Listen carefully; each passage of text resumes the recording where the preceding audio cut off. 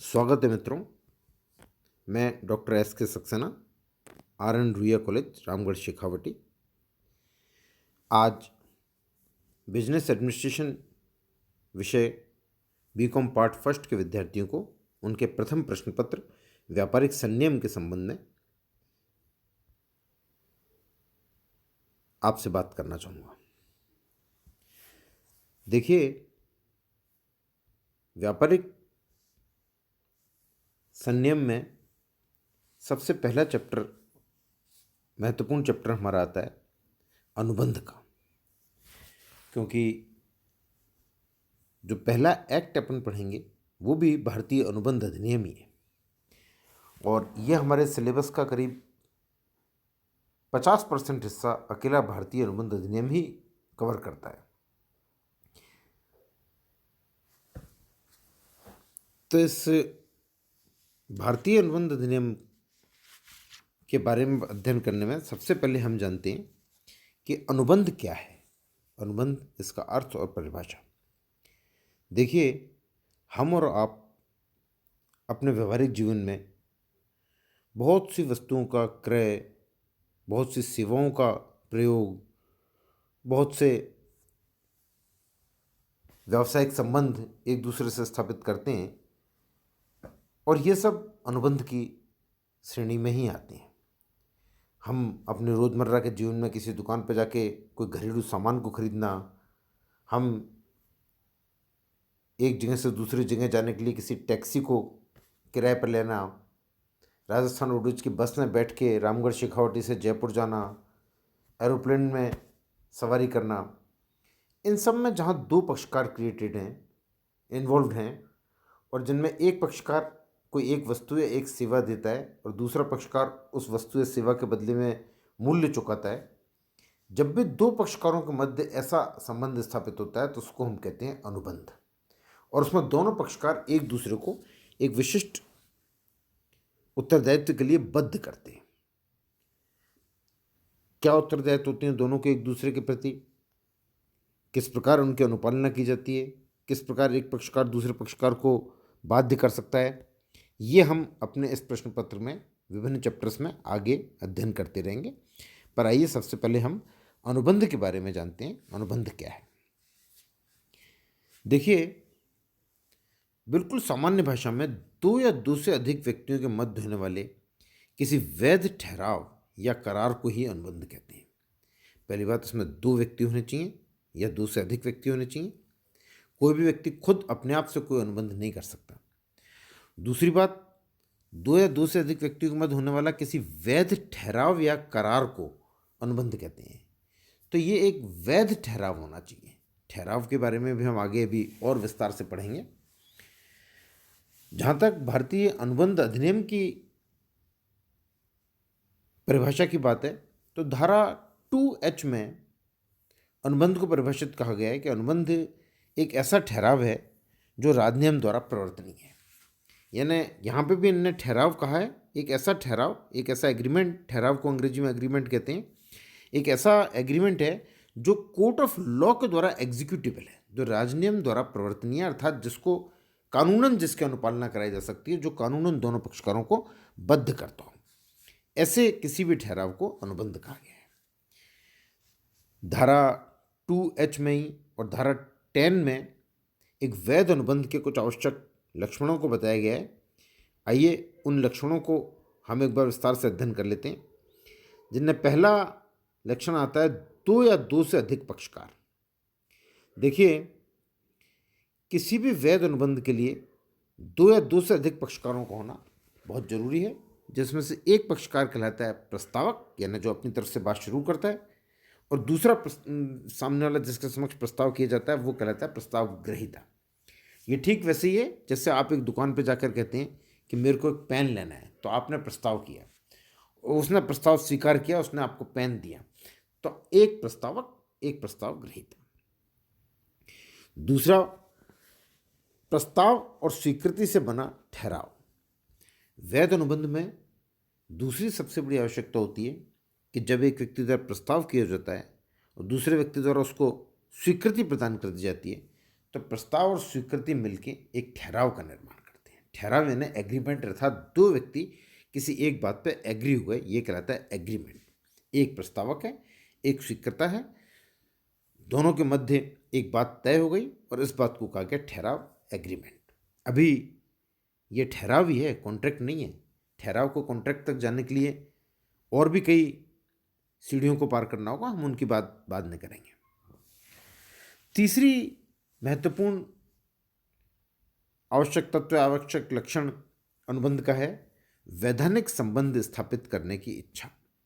देखिए, हम लॉ के व्यक्ति हैं और जो भी बात करते हैं उसका अपने आप में एक लीगल एस्पेक्ट होता है। आम जीवन में, आम व्यवहार में आप देखते हैं कई बार हम सामाजिक रूप से, पारिवारिक रूप से, मनोरंजन के रूप में एक दूसरे से कई ऐसी बातें कर जाते हैं जिनका उद्देश्य हमारा कोई वैधानिक अनुबंध में बंधना नहीं होता है। लेकिन अनुबंध की जब हम बात करते हैं तो निश्चित रूप से वहाँ दोनों व्यक्ति को एक दूसरे को वैधानिक रूप से एक दूसरे से बद्ध करते हैं। यानी पक्षकार द्वारा अपना प्रस्ताव रखने से पहले और सामने वाले द्वारा उसको स्वीकृति देने से पहले दोनों के मन में ये बात बिल्कुल क्लियर होनी चाहिए कि मैं जो बात कह रहा हूँ वो मेरे को पालन करनी पड़ेगी। यदि मैं नहीं कर पाया तो कोर्ट ऑफ लॉ में मेरे खिलाफ एक्शन हो सकता है और मेरे को कानूनन इस चीज़ के लिए मजबूर किया जा सकता है। तो ऐसे जो अपन मनोरंजन के लिए बातचीत में कह देते हैं कि भाई ऐसा काम हो गया तो मैं तेरे को एक पार्टी दूंगा, या ऐसा काम हो गया तो मैं पूरे गांव को पार्टी दे दूंगा, ये इस तरह की बात जो कहते हैं, ये कहते रहते हैं हम लोग आमतौर पे। ये एक व्यवहारिक बात है, सामाजिक बात है, पारिवारिक बात है, दो मित्रों के बीच में आपस में की गई बात है। इन बातों का कोई आशय किसी वैधानिक बंधन में बंधना नहीं होता। जबकि अनुबंध की पहली शर्तों में एक महत्वपूर्ण चीज़ ये है कि पक्षकारों के मन में ये बात क्लियर होनी चाहिए कि वो एक वैधानिक संबंध में बंधने जा रहे हैं। चौथी बात, पक्षकारों में अनुबंध करने की क्षमता होनी चाहिए, कॉन्ट्रेक्चुअल कैपेसिटी। अब कॉन्ट्रेक्चुअल कैपेसिटी किस में है, किस में नहीं, इस बारे में पूरा हमारे मर्केंटाइल लॉ में आगे एक चैप्टर है। बहुत संक्षेप में अभी हम बात कर लेते हैं कि कोई भी अवयस्क व्यक्ति, 18 वर्ष से कम आयु के व्यक्ति, उसको भारत का कानून अनुबंध करने के लिए योग्य नहीं मानता। उसका एक गार्जियन होता है, वो गार्जियन उसकी तरफ से अनुबंध करेगा। यदि आप किसी एक अवयस्क के साथ कोई अनुबंध कर लेते हैं, उसकी ज़मीन खरीद लेते हैं, उसको ज़मीन बेच देते हैं, कोई भी अनुबंध कर लेते हैं, तो वो अनुबंध का राज्यनियम में कोई लीगल स्टैंडिंग नहीं है, कानून उसको महत्व नहीं देता। अस्वस्थ मस्तिष्क का व्यक्ति, ऐसा व्यक्ति जिसको अपने खुद के भले बुरे का नहीं पता, जिनको हम मेंटल हॉस्पिटल्स में रखते हैं, जिनका मस्तिष्क ठीक से काम नहीं कर रहा, अपना भला बुरा नहीं सोच सकते हैं, ये मानसिक रोगी होते हैं। तो ऐसे व्यक्ति से किए गए अनुबंध व्यर्थ है राज्यनियम की दृष्टि में। और कुछ ऐसे व्यक्ति जिनको राज्यनियम ने अनुबंध के लिए वर्जित घोषित कर रखा है, दिवालिया व्यक्ति है, और भी आगे हम अध्ययन करेंगे कौन कौन व्यक्ति वर्जित हैं। ऐसे व्यक्ति के साथ किए गए अनुबंध व्यर्थ हो जाता है क्योंकि इनमें अनुबंध करने की क्षमता नहीं है। पांचवीं बात आती है अनुबंध के संबंध में कि दोनों पक्षकारों को किसी एक बात पर एक ही भाव से मतैक्य होना जरूरी है। कई बार आम बातचीत में अपन देखते हैं, जैसे एक बहुत कॉमन उदाहरण आपकी किताबों में लिखा है कि एक्स के पास दो कार हैं, एक कार स्विफ्ट है और एक कार ब्रेजा है। वाई उससे कहता है मैं तुम्हारी कार खरीदना चाहता हूँ। अब एक्स क्या मान रहा है कि ये मेरी स्विफ्ट कार खरीदना चाह रहा है, और वाई ने उसकी ब्रेजा कार को खरीदने के संबंध में अनुबंध किया है, प्रस्ताव किया है। अब यहाँ दोनों पक्षकार एक कार खरीदना चाह रहा है और एक कार बेचना चाह रहा है, लेकिन मतैक्य नहीं है। एक ब्रेजा कार खरीदना चाह रहा है और दूसरा आदमी ये मान रहा है कि स्विफ्ट कार खरीदना चाह रहा है, और दोनों के बीच में जो भी डीलिंग चल रही है, क्योंकि यहाँ मतैक्यता नहीं है, तो दोनों पक्षकारों का किसी एक बात पर एक ही भाव से मतैक्य होना बहुत आवश्यक है। छठी महत्वपूर्ण बात आती है इसमें स्वतंत्र सहमति। पक्षकार जो सहमति दे वो पूर्ण रूप से स्वतंत्र होनी चाहिए।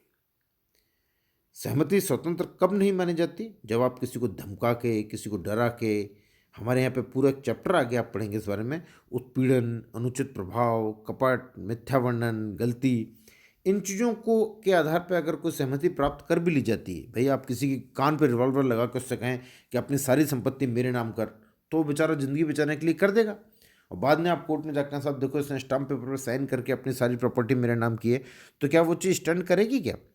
इस चीज़ को कहा गया कि आपने उसका उत्पीड़न किया, उसको डरा के, धमका के, उस पर कोई अनुचित प्रभाव डाल के, उसके साथ कोई कपट करके, उससे कोई झूठ बात बोल के, इस तरह से की गई सहमति को विधान जो है वो स्वतंत्र सहमति नहीं मानता, और ऐसे अनुबंधों का अपने आप में परिणाम सुखद नहीं होता।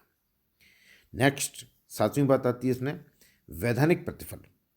देखिए, लॉ इस बात को लेके बहुत स्ट्रिक्ट है कि एक अनुबंध में दोनों पक्षकारों को कुछ न कुछ वैधानिक रूप से प्राप्त होना चाहिए। एक दूसरे को कुछ देगा और दूसरा इसको कुछ देगा। जब तक वैधानिक प्रतिफल न हो तब तक उसकी कोई लीगल बाध्यता नहीं है, अर्थात दोनों ही पक्षकारों को कुछ न कुछ मिलना चाहिए। हाँ, आपसी प्रेम या आपसी सद्भाव या आपसी विश्वास, इसमें हम एक पिता अपने बच्चों को पालता है या एक माँ अपने बच्चे के लिए कार्य करती है, जो भी कार्य करती है वो आपसी प्रेम विश्वास से कर रही है। तो कहने को वो एक तरह से मजदूरी कर रही है अपने बच्चे के लिए, लेकिन इस चीज़ के बदले में क्या वो कभी कोर्ट ऑफ लॉ में जाके कह सकती है कि साहब मेरे को इससे इतना हर्जाना दिलवाया जाए? पहली बात तो माँ कभी ऐसा करती ही नहीं, और दूसरी बात करे भी तो फिर बात यही आती है कि भाई कई कार्य दुनिया में ऐसे हैं जो आपसी प्रेम सद्भाव विश्वास इस भाव से किए जाते हैं जिनमें वैधानिक प्रतिफल नहीं होता। तो वैधानिक प्रतिफल जहाँ नहीं है वो हमारे इस अनुबंध अधिनियम के दायरे में नहीं आ रहे हैं। उद्देश्य की वैधता। 8वीं बात यह है कि अनुबंध का उद्देश्य भी किसी वैध कार्य को लेकर होना चाहिए। आप स्मगलिंग की बात कर रहे हैं, आपको ट्रैफिक रूल्स को तोड़ने की बात कर रहे हैं, भारत के किसी संविधान को तोड़ने की बात कर रहे हैं, आप किसी का मर्डर करने की सुपारी दें, ये सारी चीज़ें ऐसे हैं जिनके उद्देश्य अवैध हैं। तो ऐसे अनुबंधों की वैधता नहीं होती। अनुबंध के लिए उसके उद्देश्य का वैध होना भी बहुत आवश्यक है। नेक्स्ट, निश्चितता होनी चाहिए। देखिए, लॉ में हर बात की अपनी एक सर्टेनिटी होनी चाहिए। ऐसी गोलमोल बात जिसके अपने आप में कोई निश्चितता नहीं हो, कि मान लीजिए आप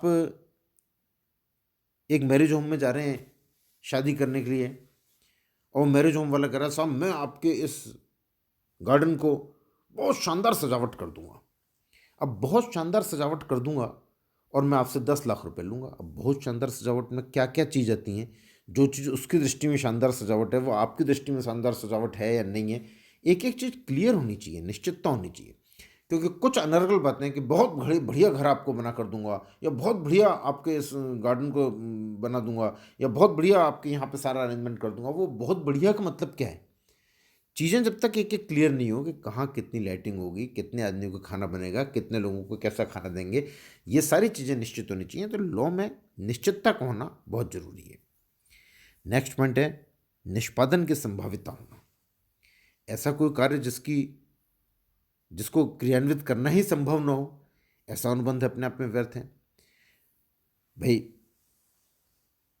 एक कल्चरल ऑर्गेनाइजेशन ने एक कॉन्ट्रैक्ट किया कि साहब हम आपके यहाँ एक देश के माने जाने गायक को लेके, कि अमुक माने जाने गायक को लाके उनकी एक कल्चरल नाइट कराएंगे और वो 3 घंटे आपके यहाँ आके गाना गाएंगे, इसके बदले में आप हमको 20 लाख रुपए देंगे। ठीक है, ये बात तय हो गई और तारीख भी तय हो गई कि भाई ठीक है, ये काम आपके यहाँ 31 दिसंबर की शाम को होगा। खुदा न खास्ता, भगवान न करे, उस गायक कलाकार की मृत्यु हो गई इस दौरान में। अब तो निष्पादन क्या संभवता हो गई? अनुबंध आपने कर रखा था, पैसे ले रखे थे, सब कुछ तय था, लेकिन चूंकि वो कंसर्न व्यक्ति जिसके लिए ये बात की गई थी वो व्यक्ति दुनिया में नहीं रहा, तो ऐसा अनुबंध अपने आप में जिसका निष्पादन असंभव हो जाता है वो भी अपने आप में व्यर्थ हो जाता है, वो अनुबंध नहीं कहलाता। फिर 11वीं बात आती है स्पष्ट रूप से व्यर्थ घोषित ठहराव न हो। हमारे राज्यनियम ने कुछ ठहरावों को बिल्कुल स्पष्ट रूप से व्यर्थ घोषित कर रखा है कि इस तरह के ठहरावों को अपने आप में लीगली कोई वैधता नहीं होगी। उसके बारे में हम आगे एक पूरा चैप्टर है, उस पूरे चैप्टर का अध्ययन करेंगे जिसमें स्पष्ट रूप से व्यर्थ घोषित ठहरावों को अगर यदि किया जाता है तो ऐसे ठहराव अनुबंध के अंतर्गत नहीं आते। और इसमें आखिरी बात आती है आवश्यक वैधानिक औपचारिकताओं का पालन हो। ध्यान रखिए, कुछ अनुबंधों के संबंध में यह आवश्यक है कि उनके साथ कुछ वैधानिक औपचारिकताएं होनी चाहिए। जैसे जमीन और प्रॉपर्टी का हम कोई सौदा करते हैं तो उसका रजिस्ट्री कराना, रजिस्ट्री शुल्क देना, ये एक अनिवार्यता है। तो ऐसे अगर किसी अनुबंध के बारे में अगर कोई निर्धारित औपचारिकता कानून द्वारा वर्णित है तो वो अनुबंध उस कानूनी औपचारिकता के द्वारा ही किया जाना चाहिए। तो ये मित्रों आज हमने देखा कि अनुबंध क्या है, इसका अनुबंध का अर्थ, इसकी परिभाषा और उसके आवश्यक लक्षण। इस लेक्चर में इतनी ही बात करते हैं। अगले लेक्चर में फिर आपसे मुलाकात करेंगे।